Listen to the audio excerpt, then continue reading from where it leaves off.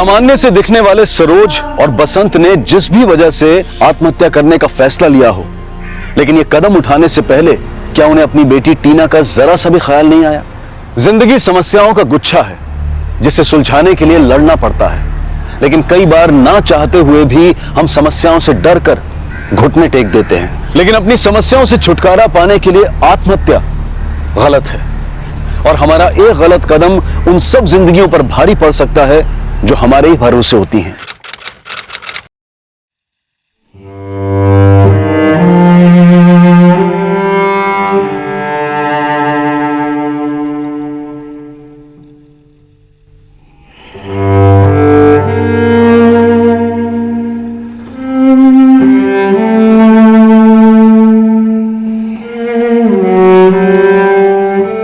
सरोज जी, हमारे बाद टीना का क्या होगा? वो तो हम सोचे ही नहीं।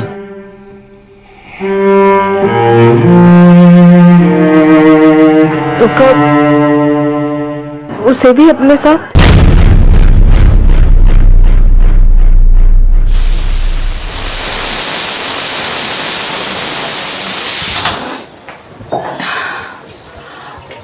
बसंत जी, हमारे ना 2 रोटी से ज्यादा मत बनाइएगा, बहुत मोटे हो गए हैं। अरे क्या करिएगा इस काया का, जितना जिंदगी बचा है खा लीजिए।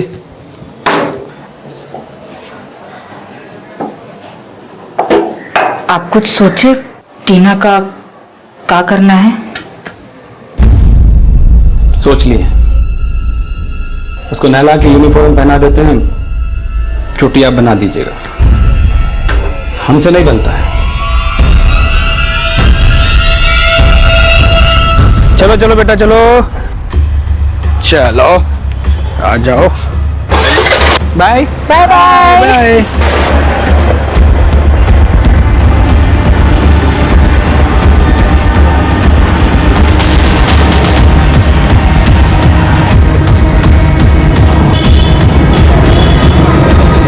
चलो चलो चलो चलो चलो, बाय।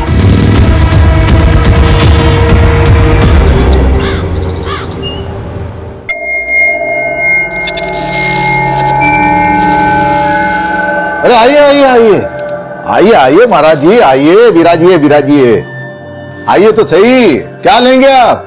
ठंडा गरम कुछ मंगा दें? काय शर्मिंदा कर रहे हैं सर? सर हमारा स्कूटर पंचर हो गया था। अच्छा भैया, हमेशा इनका कुछ ना कुछ पंक्चर होता है। आइए महाराज, वो दिखाइए, हम जो आपको डिफॉल्टर का लिस्ट बनाने के लिए बोले थे, हो गया काम? वो कर दिए सर हम। हाँ बताओ सर।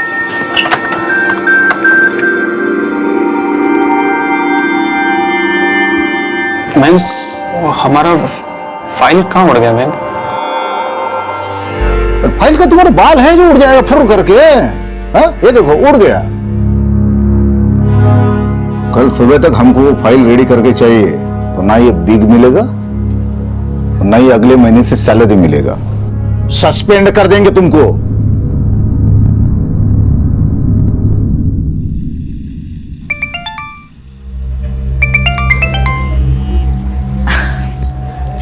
हाँ बोलिए बसंत जी।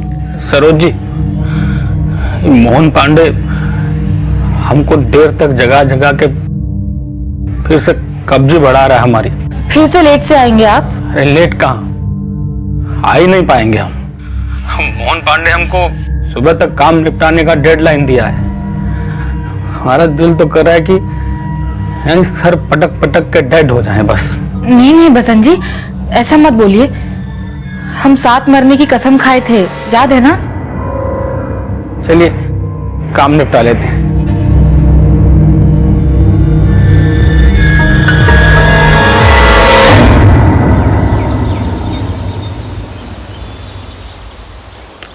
आप जिस नंबर को डायल कर रहे हैं वो इस समय स्विच ऑफ है। वीना, बसंत जी का ना फोन नहीं लग रहा है, तो हम उनके दफ्तर होकर आते हैं। तुम तब तक टीना को देख लोगी? हाँ। टीना, आंटी को परेशान नहीं करना। हाँ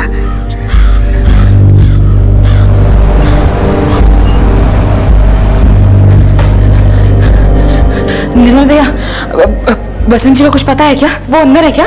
अरे अभी तक आए ही नहीं तो अंदर कहां से होंगे? लेकिन वो तो कल रात को यहीं रुके थे ना?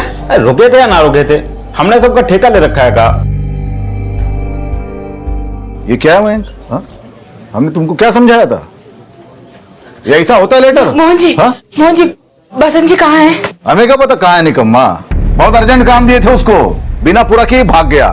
देखिए, कल रात को वो यहाँ ड्यूटी कर रहे थे और सुबह घर नहीं लौटे और अब कुछ भी बोले चले जा रहे हैं। सच सच बता दीजिए कि कहाँ है बसंत जी? हमें क्या पता कहाँ है कामचोर। देखिए मोहन जी, आप कुछ भी मत बोलिए, नहीं तो हम पुलिस को ले आएंगे। हमका चोरी किएगा? हाँ, जो पुलिस की धमकी दे रही है? जा यहाँ से, जा, जो करना कर ले। किसी को कुछ भी हुआ ना तो छोड़ेंगे नहीं किसी को भी हम। तुम लोग क्या मुंह देख रहे हो? काम करो और जैसे समझा वैसे करना। कामचोर।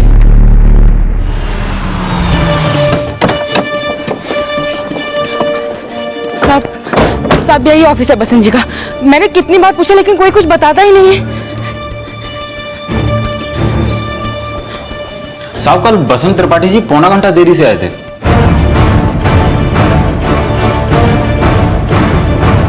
यहाँ पे एग्जिट टाइम सुबह 4 बजे का है। तुमने त्रिपाठी को जाते हुए देखा था? साहब वो तो नाइट ड्यूटी वाले ने देखा होगा। हाँ साहब, कल रात को बसंत नाइट ड्यूटी पे था। तो फिर नाइट करके घर क्यों नहीं पहुंचा? तो हम खुद ही हैरान हैं। हम उसको बहुत इंपॉर्टेंट काम दिए थे, अभी तक उसका ईमेल नहीं आया हमको।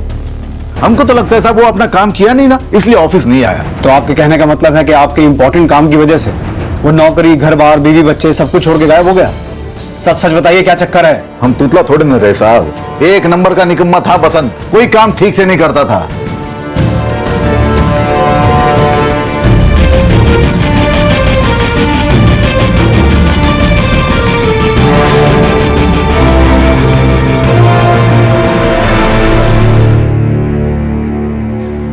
सर मैंने बसंत के ऑफिस का एंट्री रजिस्टर चेक किया। बसंत सुबह 4 बजे तक ऑफिस में ही था।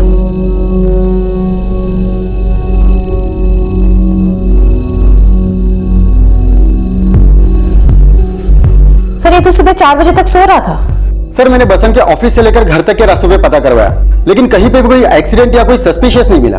लेकिन बसंत की बीवी ने शक ऑफिस वालों पर जताया है। हो सकता है कि बसंत सुबह घर गया हो, लेकिन उसकी बीवी हमसे कुछ छुपा रही है। मियां बीवी के आपसी रिश्तों के बारे में अच्छे से पता करो और इन दोनों के कॉल रिकॉर्ड्स निकालो। सर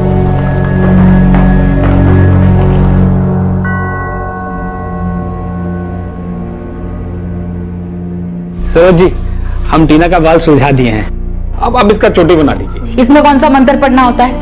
आज ना हम आपको चोटी बनाना सिखाई देंगे। हाँ।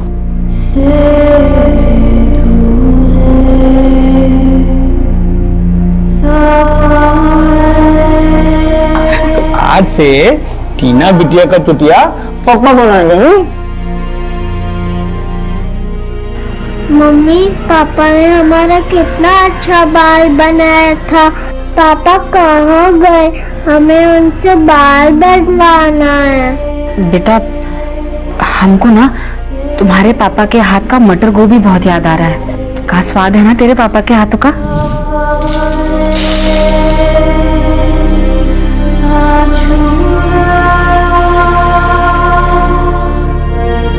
मम्मी, हमें भी पापा का पराठा याद आ रहा है। बेटा आज और पिज्जा खा लो। हाँ, कल से ना पक्का पक्का हम खाना बनाने की पूरी कोशिश करेंगे। हाँ,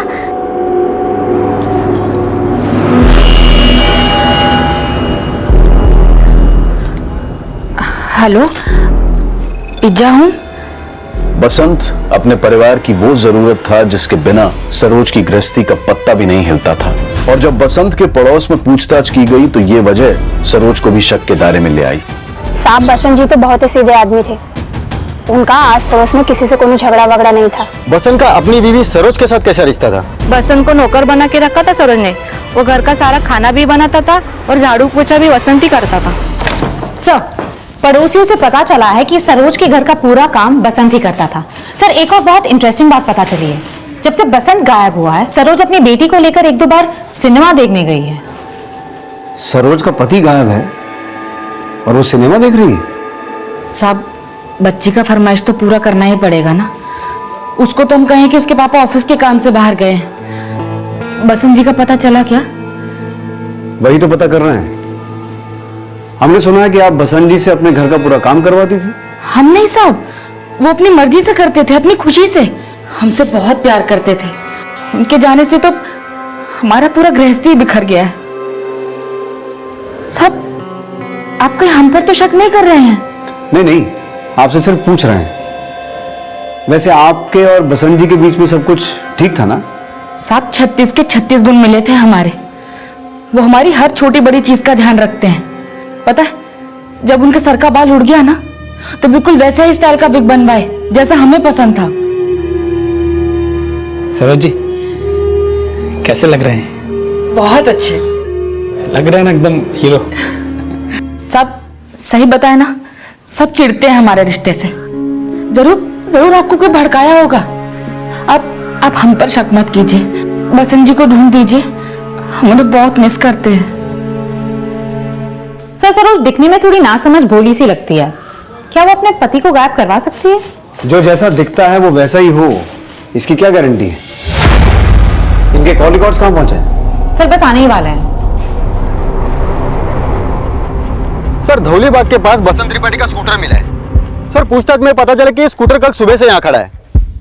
और कुछ? सर, आसपास कोई सीसीटीवी भी नहीं है, ना किसी ने कुछ विटनेस किया और ना कुछ सस्पिशियस मिला सर। लेकिन ये तो सस्पिशियस है ही ना कि बसंत गायब है और उसका स्कूटर वहां मिला। तिवारी, पूछताछ जारी रखो। Okay sir.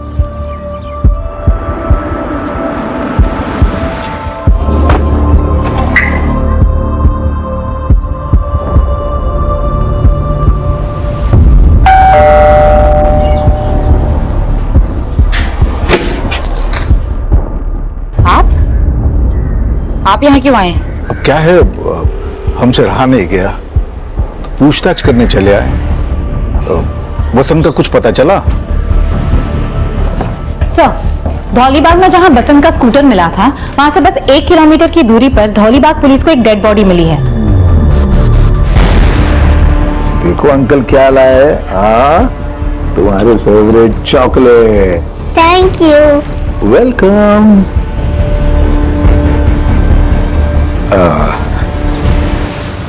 सरोज, किसी भी चीज की जरूरत होगी तो बोलना हमें।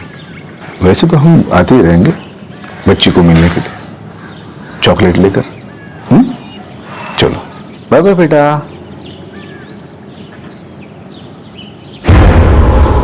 कोई जरूरत नहीं है खाने की।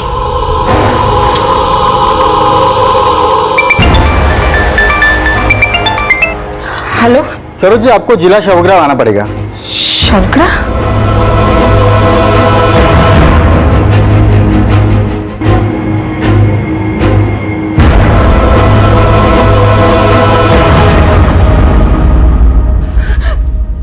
बसंत जी, बसंत जी उठिए ना!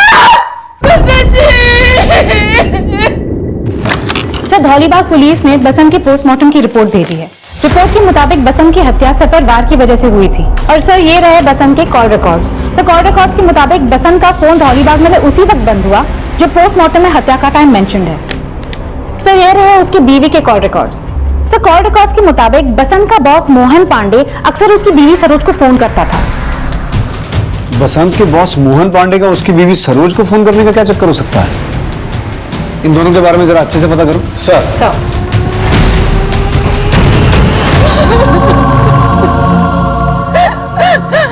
बसंत जी। बसंत की अपने ऑफिस में भले ही कोई कद्र नहीं थी, लेकिन बसंत अपने छोटे से परिवार की रीढ़ की हड्डी था। और अब सरोज के लिए अपनी बेटी टीना और अपनी जिंदगी की गुजर बसर करना एक बहुत बड़ी चुनौती बन गया था। सर, पता चला है कि बसंत का बॉस मोहन पांडे अक्सर उसे ह्यूमिलिएट करता था। जिस रात वो ऑफिस में रुका था, उस दिन भी उसके बॉस ने उसे ह्यूमिलिएट किया था। वो हमारा फाइल कहाँ उड़ गया मैम? फाइल का तुम्हारे बाल है जो उड़ जाएगा फुर करके। ये देखो उड़ गया।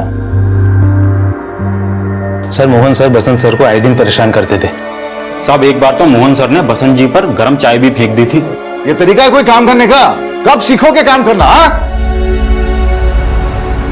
मोहन पांडे बसंत को ह्यूमिलिएट करता था, लेकिन उसकी बीवी सरोज को फोन क्यों करता होगा? सर, मोहन पांडे अक्सर बसंत के घर जाया करता था और आए दिन वो उसे नाइट भी करवाता था। सर, मुझे लगता है कि मोहन और सरोज का कोई अफेयर चल रहा है। और जिस सुबह बसंत अपने ऑफिस से निकला, वो घर गया और इन दोनों ने उसका मर्डर करके उसकी बॉडी धौली बाग में डंप कर दी। अगर ऐसा है तो बसंत के घर से हमें कोई ना कोई क्लू तो जरूर मिलेगा। बसंत के घर का सर्च वारंट निकालो।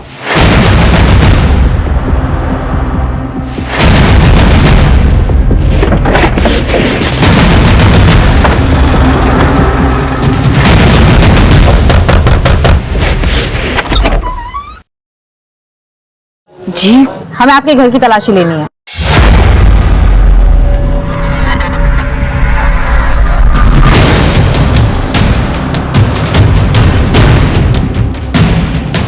मैडम ये देखिए,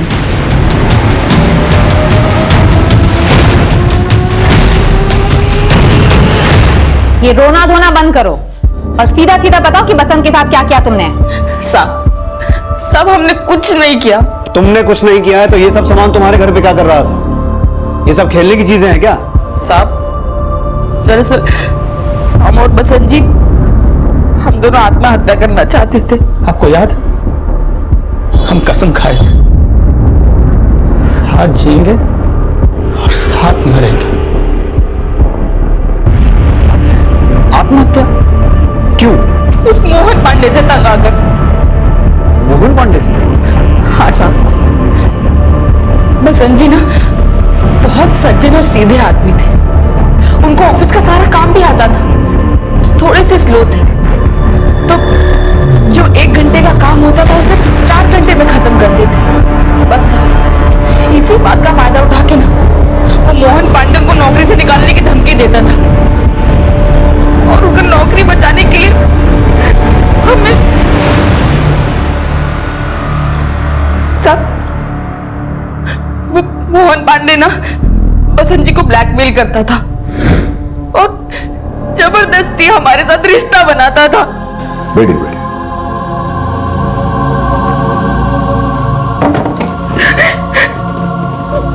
सरोज जी आप रोइए मत, वरना हमारा नाइट खराब हो जाएगा। हाँ? मतलब बसंत तुम्हें खुद मोहन पांडे के पास जाने को कहता था और तुम मान जाती थी? हमें मानना पड़ता था साहब, बस इसलिए हमने और बसंत जी ने आत्महत्या करने का फैसला किया। लेकिन अगर हम मर जाते तो हमारी बिटिया टीना को कौन देखता? बस हमने इसीलिए आत्महत्या नहीं की।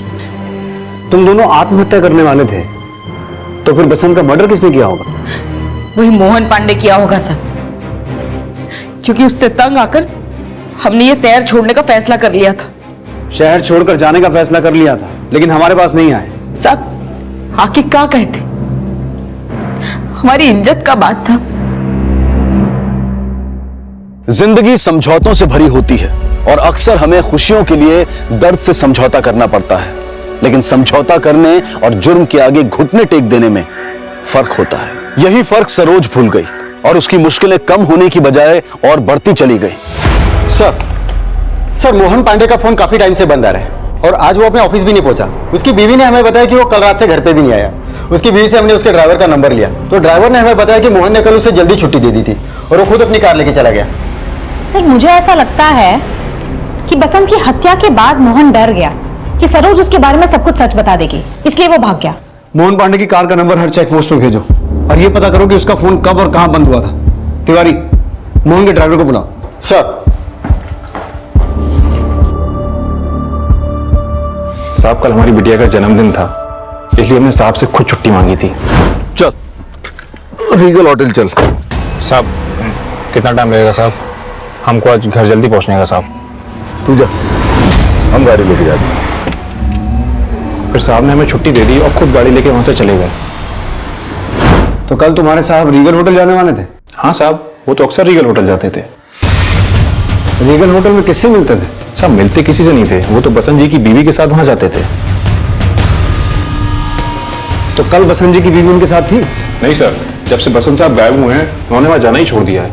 लेकिन कल शायद मोहन सर ने कॉल करके सरोज जी को वहां बुलाया था। तो सरोज अपनी मर्जी से उनके साथ जाती थी?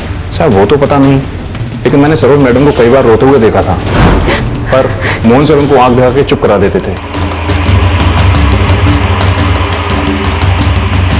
ठीक है, तुम जा सकते हो। सर संध्या, सरोज को बुलाओ। सर।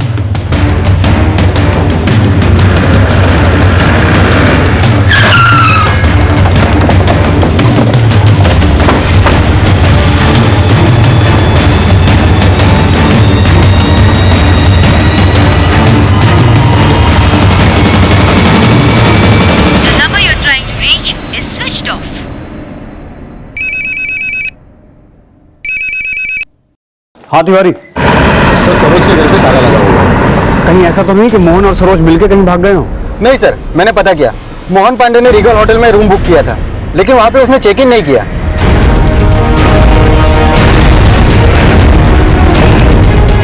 सर, मोहन का फोन इसी एरिया में बंद हुआ था।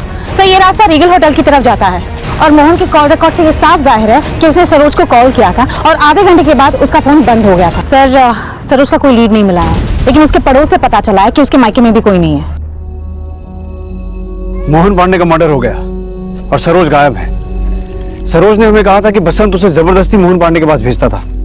कहीं ऐसा तो नहीं कि उन दोनों से तंग आकर पहले उसने बसंत को मारा और अब मोहन पांडे को मारकर फरार हो गई? हमारी पूरी जिंदगी को समझने में गुजर जाती है। पुलिस के लिए भी एक केस जिंदगी की उन बारीक परतों जैसा था जो परत दर परत सुलझने की बजाय और उलझता जा रहा था। क्या पुलिस बसंत, सरोज और मोहन की मानसिकता को सही से समझ पाई थी? जो सच सामने आए थे, क्या वो पूरे सच थे या फिर सच की असल परतें अभी खुलनी बाकी थी? और जल्द ही सरोज से जुड़ी एक नई जानकारी सामने आई। कुछ दिनों से एक आदमी सरोज से मिलने यहाँ आ रहा था।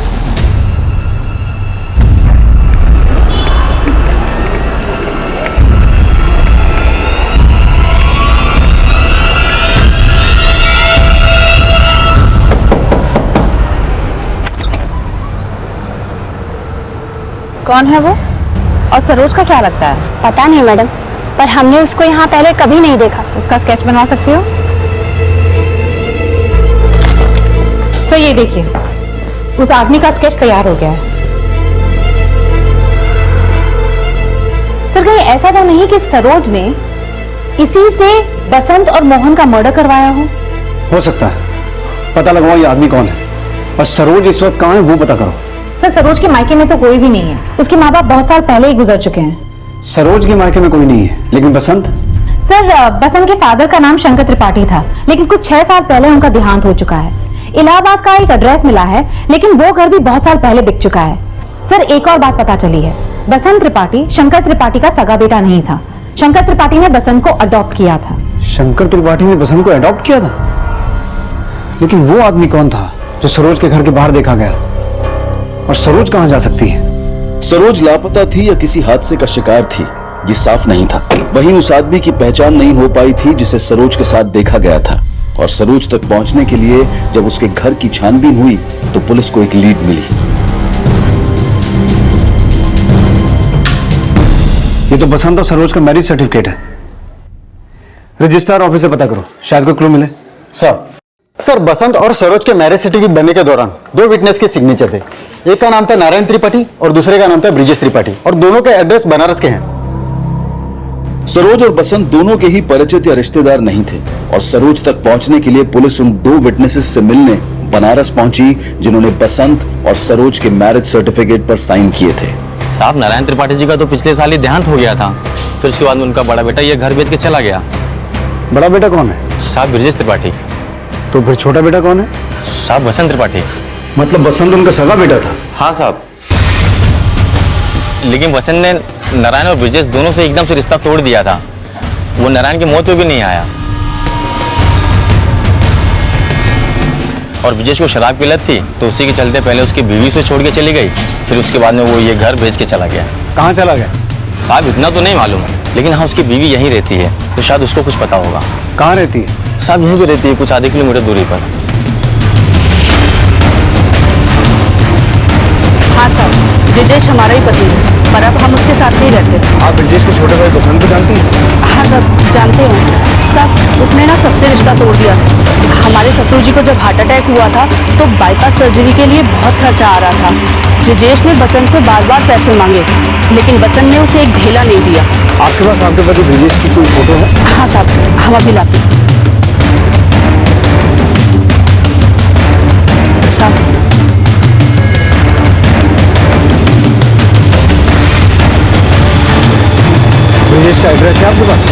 जी साहब, वो शकरपुर में कहीं रहता है, पर कहाँ ये मुझे नहीं पता। Phone number? जी साहब, एक मिनट बोलिए। 9769। The number you're trying to reach is switched off. Sir उसका नंबर तो आप इसके कॉल रिकॉर्ड्स निकालो, पता करो शकरपुर में कहाँ रहता है।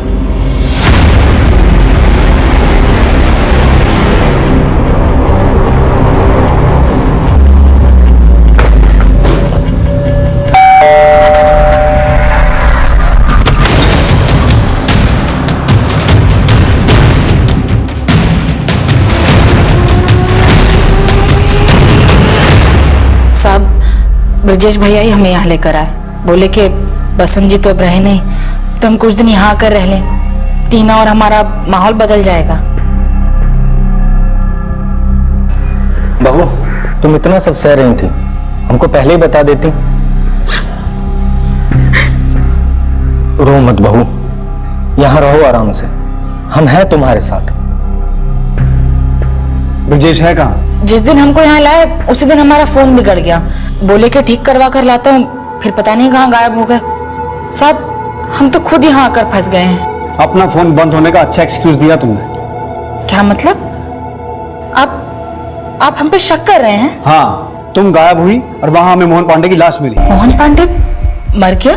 सरोज, ज्यादा चालाक मत बनो, तुम ही ने मारा उसे और यहाँ आकर छुप के बैठी हो। साहब, अगर हमें उसे मारना होता ना तो उसी दिन मार दिए होते जिस दिन उसने हमें पहली बार छुआ था। जिस दिन वो मरा, उसने मरने से पहले तुम्हें फोन किया था। क्या बात हुई थी तुम्हारी?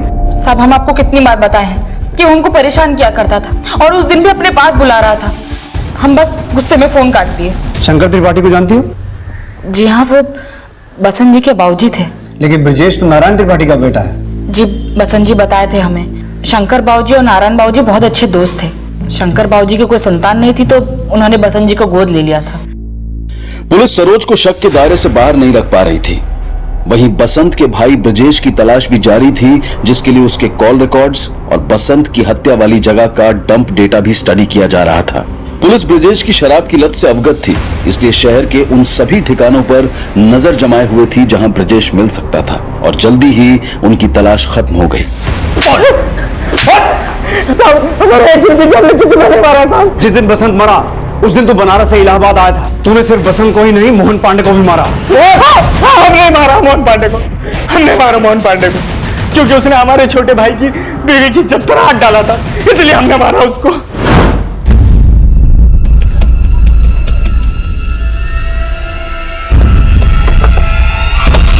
सरोज ने कहा था उसे मारने के लिए?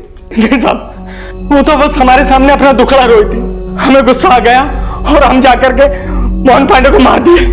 हमने सुना है बसंत ने तेरे साथ रिश्ता तोड़ दिया था, और पिता नारायण त्रिपाठी से भी। नहीं साहब, वो बस हमारी आदतों से परेशान थे, लेकिन बाबूजी के साथ उनको किसी तरह की कोई परेशानी नहीं थी।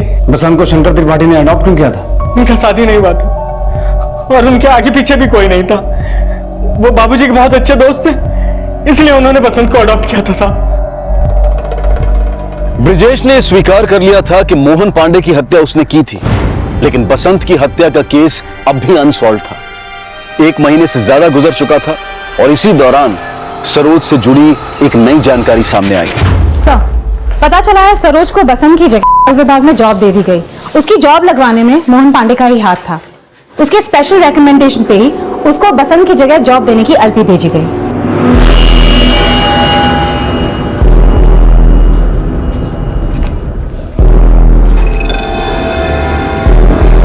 Thank you.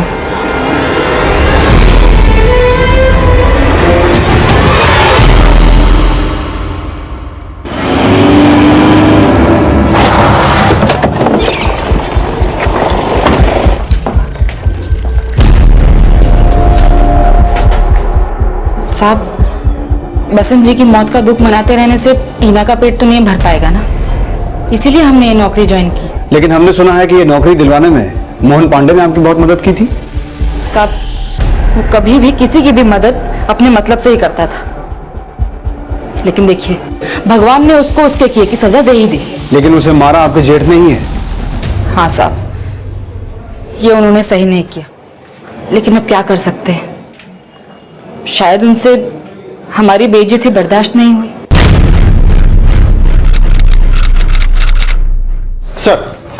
सर पता चला है सरोज की तरह मोहन पांडे की बीवी माया को भी मोहन पांडे की जगह नौकरी मिल गई है।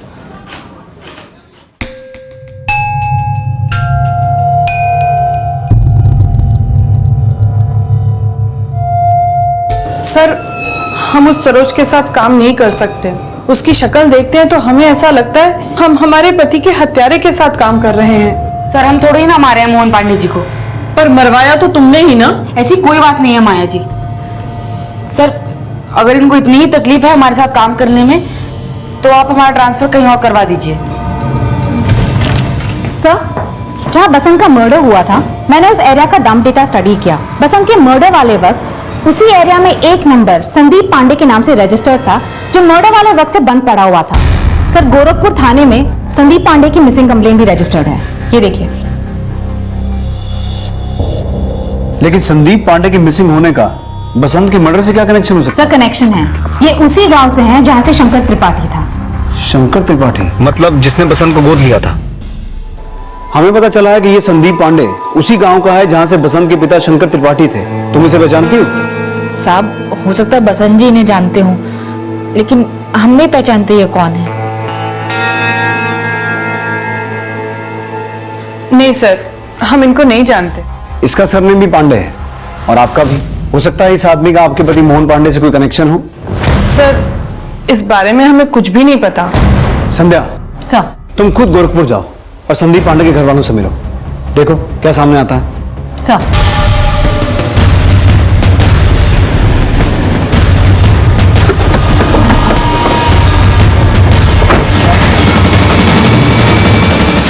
संदीप पांडे हमारा ही बेटा है।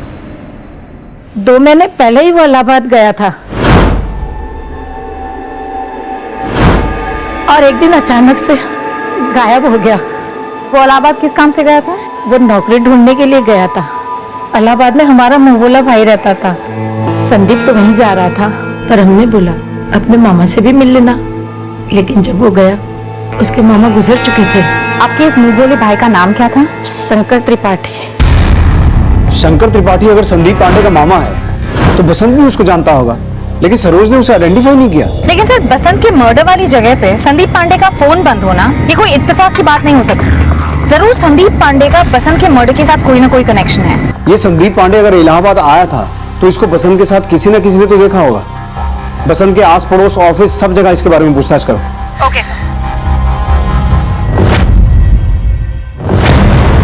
हाँ मैडम, इस आदमी को मैंने यहाँ देखा है, हमारे यहाँ चाय पीने आता था। और इस आदमी के साथ ये आदमी होता था? नहीं मैडम, इतना ध्यान नहीं दिया। सर संदीप बसंत के घर और ऑफिस के आसपास जा रहा था तो हो सकता है कि वो बसंत से मिलता हो। लेकिन संध्या ये बात अभी भी समझ में नहीं आई कि सरोज ने उसे आइडेंटिफाई क्यों नहीं किया। सर मुझे लगता है कि सरोज झूठ बोल रही है। सर संदीप पांडे बसंत की हत्या के 1 महीने पहले ही इलाहाबाद में था। सर मुझे लगता है कि बसंत के घर आने जाने के दौरान उसका और सरोज का अफेयर शुरू हो गया हो और संदीप पांडे ने सरोज के कहने पे ही बसंत का मर्डर किया। ऐसा हो सकता है क्योंकि संदीप पांडे का फोन उसी एरिया में एक्टिव था जहां हमें बसंत की लाश मिली थी और अब संदीप पांडे गायब है। इस पॉसिबिलिटी को चेक करो कि संदीप और सरोज का अफेयर था। Yes sir.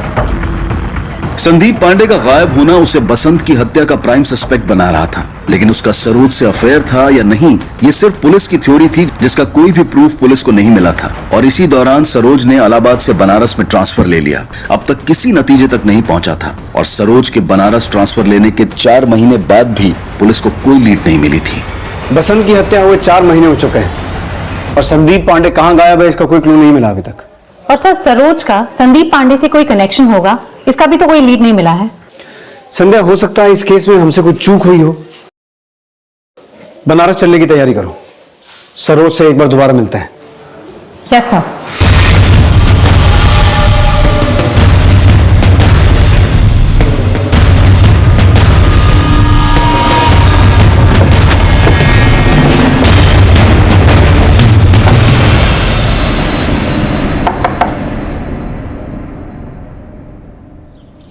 तो आप यहां सेटल हो गई है? जी हाँ, वो क्या है ना इलाहाबाद छोड़ने का मन तो नहीं था लेकिन मोहन पांडे जी की बीवी को हमसे बहुत तकलीफ थी। बात बात पे हमें नीचे दिखाती थी। दरअसल हम यहाँ किसी दूसरे केस के सिलसिले में आए थे तो हमने सोचा आपको इन्फॉर्म कर दें कि हमने आपके पति बसंत त्रिपाठी का केस सॉल्व कर लिया है। सॉल्व कर दिया? जी, आपके पति का मर्डर संदीप पांडे ने किया था। उसने अपना जुर्म कबूल किया है। संदीप पांडे? आखिर क्या दुश्मनी थी संदीप की बसंत जी से? बसंत जी ने क्या बिगाड़ा था उसका? क्यों मार दिया उन्हें? हम कोशिश करेंगे उसे कड़ी से कड़ी सजा दिलवाएं।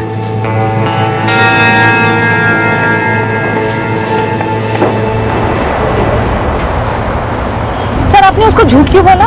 उसका झूठ पकड़ने के लिए। तो आपको लग रहा है कि वो संदीप पांडे के टच में है और संदीप से उसने बसंत का मर्डर करवाया है? कहानी कुछ भी हो सकती है संध्या। सरोज की हर मूवमेंट पर नजर रखो। अब वही हमें इस केस के असल राज तक पहुंचाएगी। मम्मी आप बैग में कपड़े क्यों डाल रही है? बेटा सब बता तू, लेकिन अभी चलो यहाँ से, है ना?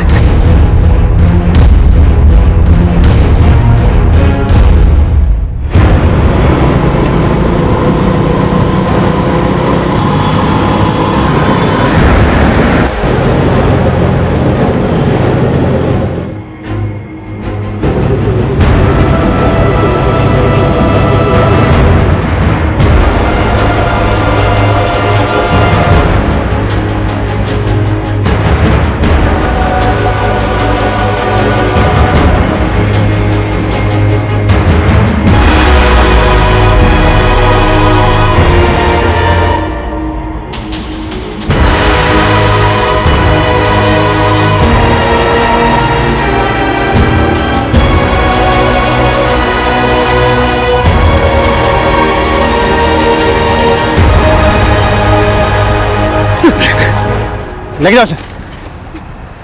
अपने फरेब का नकाब खुद उतारोगे या हम तुम्हारी खाल उतारें? साहब, हमारे बाबूजी नारायण त्रिपाठी हमको निकम्मा समझते थे साहब, और हमें कोई नौकरी भी नहीं मिल रही थी। उनके एक दोस्त शंकर त्रिपाठी, उनका हमारे घर में आना जाना था। वो विभाग में नौकरी करते थे, उनका कोई आगे पीछे भी नहीं था साहब। तो शंकर त्रिपाठी को तूने मारा? हाँ साहब,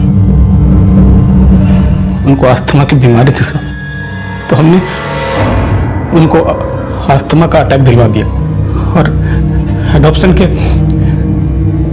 फेक बैक डेटेड डॉक्यूमेंट्स बनवा लिए। उनका कानूनी बेटा होने के नाते उनकी मौत के बाद हमें उनकी जगह विभाग में नौकरी मिली साहब। सब ठीक चल रहा था साहब। थोड़े टाइम पहले ये संदीप पांडे, इसको हमारे फर्जीवाड़े का पता चल गया।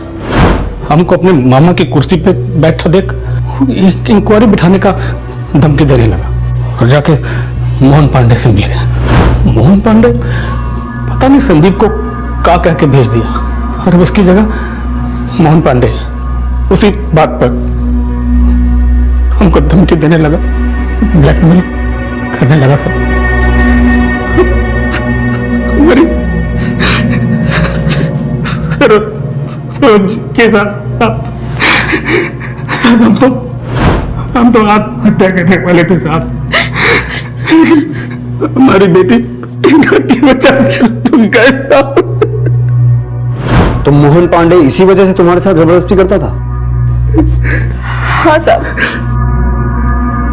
मोहन पांडे के बाद संदीप भी हमको पैसे के लिए ब्लैकमेल करने लगा। अरे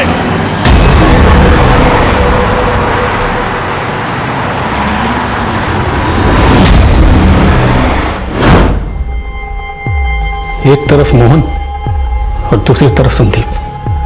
तो साहब हम संदीप का मर्डर करके खुद की हत्या का प्लान बना लिए और संदीप को यह बोल के कि उसको पैसा हम देंगे, उसको धोली बाग बुला लिया साहब।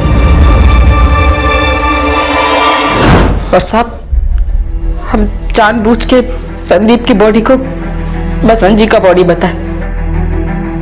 हमने सोचा था कि इनकी जगह नौकरी लेके जल्द से जल्द यहाँ से ट्रांसफर ले लेंगे, लेकिन वो मोहन पांडे वो हमारा पीछा ही नहीं छोड़ता था। और इसीलिए तुमने ब्रिजेश को भड़काया कि वो मोहन पांडे का खून कर दे। भैया वो मोहन पांडे हमको कहीं का नहीं छोड़ा और हमको पता है कि बसंत जी को भी ना उसी ने मारा है। भैया हमारे पास जितना भी गहना जेवर रुपया पैसा है ना, हम सब आपको दे देंगे, लेकिन हमें उस यमदूत से छुटकारा चाहिए भैया। उस यमदूत को नरक पहुंचा दीजिए भैया। और ब्रिजेश भैया हमारे भड़काने पे जाकर मोहन को सचमुच मार दी। सरोज जी का वो गलती नहीं है सर, इनको हम ही कहे थे वो सब करने के लिए। हाँ सर, ये हमारे पति है, इनकी हर बात मानना हमारा फर्ज है। तुम फर्ज नहीं निभा रही थी, तुम अपराध कर रही थी। पत्नी होने का यह मतलब नहीं है कि पति जो भी कहे बिना सोचे समझे उसमें हाँ में हाँ मिलाकर अपराध के भागीदार बन जाओ। एक रहम कीजिए सरोज जी को छोड़ दीजिए सर। कहा कि अगर ये भी जेल में चली गई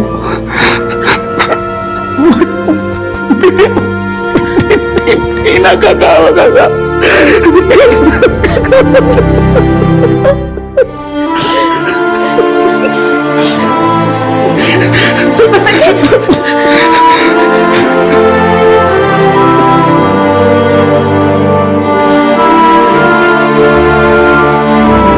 माना कि हम खाली हाथ आते हैं और खाली हाथ जाते हैं, लेकिन अपने पीछे अपने कर्मों के निशान जरूर छोड़ जाते हैं, और जिसका सबसे ज्यादा असर हमारे अपनों की जिंदगी पर पड़ता है। गवर्नमेंट स्कीम का गलत फायदा उठाकर बसंत ने नौकरी तो हासिल कर ली, लेकिन कहते हैं ना कि गलतियों की सुधरने की गुंजाइश होती है, लेकिन अपराध ना तो सुधारा जा सकता है और ना ही छिपाया जा सकता है। अपने अपराध को छुपाने के लिए बसंत ने सरोज के साथ मिलकर कई अपराधों को अंजाम दिया।